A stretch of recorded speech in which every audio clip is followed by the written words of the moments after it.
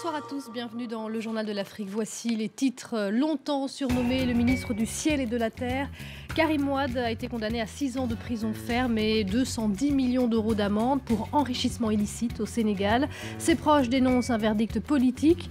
Le fils de l'ancien président désigné candidat de son parti conserve ses droits civiques. Nous serons en direct avec le président de la Ligue sénégalaise des droits humains. À 5 jours du scrutin au Nigeria, les tensions politiques se renforcent entre les militants des deux principaux partis. Les petits candidats, eux, tentent d'exister dans cette campagne. Portrait de l'unique femme candidate, Rimi Soneya. Et puis le Salon du Livre de Paris a fait la part belle à la littérature africaine, pleine de vitalité. Reportage au stand des auteurs du bassin du Congo, l'un des plus visités du salon. 2 jours après avoir été désigné comme candidat du PDS à la présidentielle, Karim Wade écope donc d'une lourde peine. Le délit de corruption a été abandonné, mais le fils de l'ancien président sénégalais est condamné pour enrichissement illicite, 6 ans de prison ferme et près de 210 millions d'euros d'amende. La défense de l'ex-ministre en détention préventive depuis bientôt 2 ans annonce que la bataille vient de commencer. Elle va se tourner vers la Cour suprême. Récit de la journée avec Sarah Sako à Dakar. La foule était présente dès 8 h du matin devant le palais de justice. Les policiers, déployés en nombre pour éviter tout débordement. Peu avant l'ouverture de l'audience, Abdoulaye Wade, qui n'avait encore jamais assisté au procès, fait son entrée sous les acclamations de ses fidèles. À midi, heure locale, le verdict tombe. C'est la condamnation à 6 ans de prison ferme pour Karim Wade, qui a boycotté l'audience. Ses militants sont effondrés.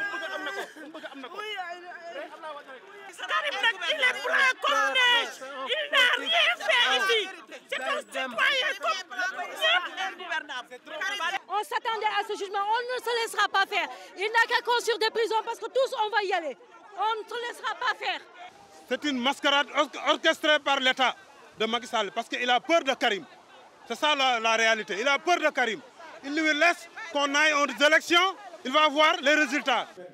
Les avocats de Karim Wade dénoncent un procès politique et promettent une suite à l'affaire. C'est un minimum, nous allons nous pourvoir en cassation parce qu'il faudrait que le droit soit dit dans cette affaire. Et nous avons la pleine conviction que le droit n'a pas été dit. Du côté du gouvernement, on se défend de tout procès d'intention et on félicite la justice pour son travail. Nous sommes dans le cours normal de la justice au Sénégal, qui est un état de droit.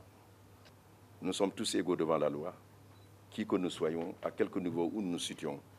Quelle que soit notre origine, quels que soient nos moyens, quelles que soient nos sources, pauvres, riches, nous rendons compte devant la justice.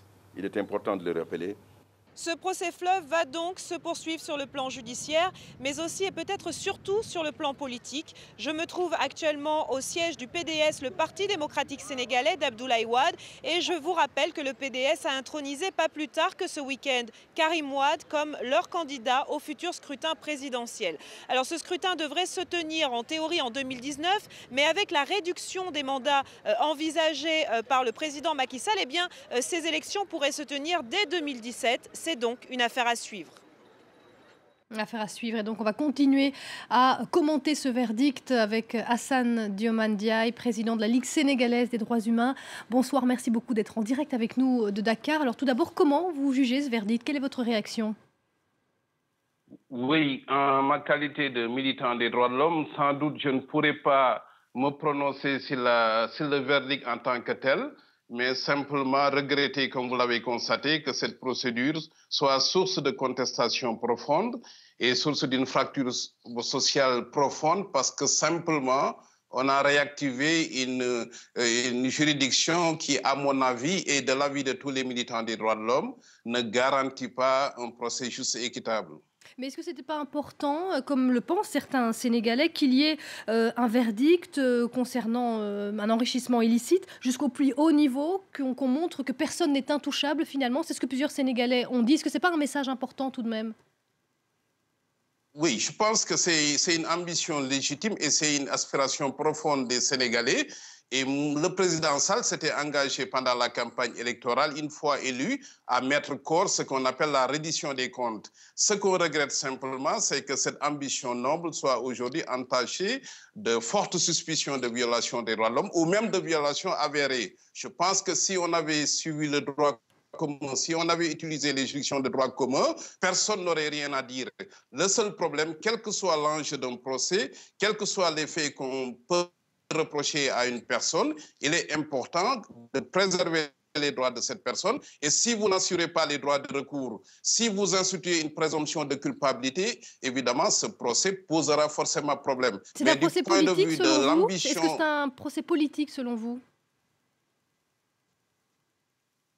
Oui, je crois qu'on ne peut pas dissocier la politique de ce procès. D'abord, en raison de la personnalité de M. Karim Wade, mais également en raison du fait que c'était une ambition déclarée dès la campagne électorale, mais il reste que c'est un procès judiciaire qui a été rendu par des magistrats supposés indépendants. Donc, de ce point de vue, on ne peut pas forcément parler de procès politique, même s'il faut penser que la réactivation de cette juridiction procède d'une volonté politique, évidemment. Merci beaucoup Hassan Diomandie d'avoir été notre invité dans le Journal de l'Afrique. Lui aussi a été désigné candidat de son parti pour la prochaine présidentielle. Et c'est sans surprise, le président ivoirien Alassane Ouattara a été investi par le RDR. Il briguera donc un deuxième mandat en octobre prochain. Des milliers de sympathisants assistaient au congrès de son parti ce week-end. Dernier jour de campagne au Nigeria avant la présidentielle de samedi. Un scrutin sous haute tension en raison de la guerre contre Boko Haram dans le nord, mais aussi des tensions politiques. L'élection s'annonce très serrée entre le président sortant, Goodluck Jonathan, et le principal opposant Mamadou Bouhari, un musulman du nord du pays. Difficile dans ces conditions pour les autres candidats de se faire une place dans les médias. Parmi eux, une seule femme, francophone et francophile, Rémi Sonaya. Moïse Gomis et Razak Dissou l'ont rencontrée. Sur le marché du campus de l'université d'Ifé, Rémi Sonaya a ses habitudes. Aujourd'hui, elle ne fait pas ses courses. L'ancienne professeure de français se présente aux élections présidentielles. Rémi Sonaya va elle-même à la pêche aux voix, sans grande affiche dans les rues, sans publicité à la radio ni à la télévision, en s'imposant des règles claires, question d'éthique. Chaque fois que je me présente quelque part, ils disent toujours tu dois avoir apporté de l'argent. Où est l'argent? Où est l'argent? Et ça, bon, je trouve un peu énervant, mais je comprends. C'est ça la réalité qu'ils ont vécue jusqu'ici. Au Nigeria, une campagne électorale se chiffre en centaines de millions de naira, soit plusieurs millions d'euros. Le Kowa Party n'a pas ces moyens-là, s'appuyant sur moins de 4200 adhérents. Rémi Sonaya diffuse ses idées via le contact direct et les réseaux sociaux. Son projet pour le Nigeria, l'éducation, la sécurité, la justice et une priorité, la bonne gouvernance.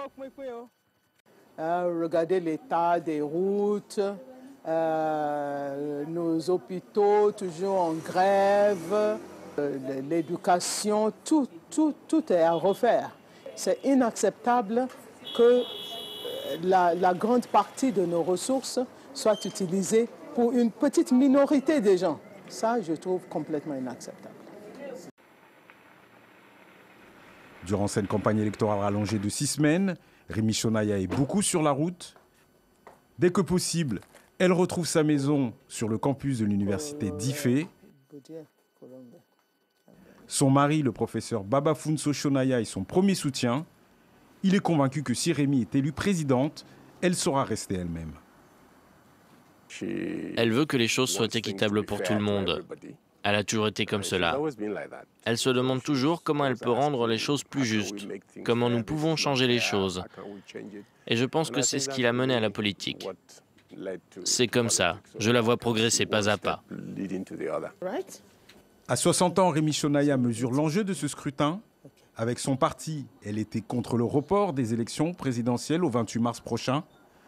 Seule femme en lice, Rémi Sonaya n'appellera aucune consigne de vote au second tour. Son ambition, démontrer qu'un jour, une femme sera la présidente du Nigeria. Des têtes sont tombées en Tunisie 6 jours après l'attentat qui a fait une vingtaine de morts mercredi dernier. 2 chefs de la police ont été limogés pour des lacunes dans la protection du quartier du Bardo. Une décision qui est prise à la veille de la réouverture de ce musée. Le président malien, Ibrahim Boubacar Keïta, est à Alger pour une visite officielle de 3 jours. Au cœur de ce déplacement, l'accord de paix est signé dans cette ville le 1er mars dernier, mais non paraphé par les groupes armés du Nord Mali. Ibrahim Boubacar Keïta doit s'entretenir avec son homologue algérien Abdelaziz Bouteflika. Et avant de terminer ce journal, on fait un détour par le Salon du Livre de Paris qui fermait ses portes aujourd'hui. Un salon qui a consacré la vitalité de la littérature africaine. Des auteurs comme Alama Mankou ou Scholastic Mukasonga, récompensés par des prix prestigieux, ont porté haut ces couleurs. Eh bien, un espace consacré aux auteurs du bassin du Congo recueille chaque année un peu plus de succès. Reportage de Laurent Berstécher avec Bangali Touré. Le bassin du Congo, en plein essor littéraire. Ce week-end, c'était l'un des stands les plus grands et les plus visités du 35e Salon du Livre à Paris. Romans, bandes dessinées, poèmes et essais, mais aussi animations et débats. Tant d'éléments qui ont fait du stand un incontournable du salon ces dernières années. Effectivement, depuis 6 ans maintenant, il y a un certain nombre de personnes qui viennent au salon et qui ne peuvent pas s'empêcher de venir chez nous parce que le stand du bassin du Congo, c'est l'un des plus animés, le plus convivial, dit-on. Un espace qui rassemble les auteurs du bassin, mais pas seulement. Ivoiriens, Togolais, Camerounais et même quelques Français. Au total, ils étaient plus de 140 auteurs à participer. Un succès représentatif de la popularité croissante de la littérature africaine. C'est une littérature qui est en train d'acquérir ses lettres de noblesse. Pour vous donner un exemple, quand j'étais étudiant, je cherchais à lire les nouveaux romans africains et j'en trouvais un tous les 2 ans. Aujourd'hui, il y en a tant que je n'arrive pas à les lire tous. Une réussite pour les auteurs du bassin du Congo, signe d'une véritable révolution littéraire en Afrique. C'est la fin de ce journal. Restez avec nous, l'info continue tout de suite sur France 24.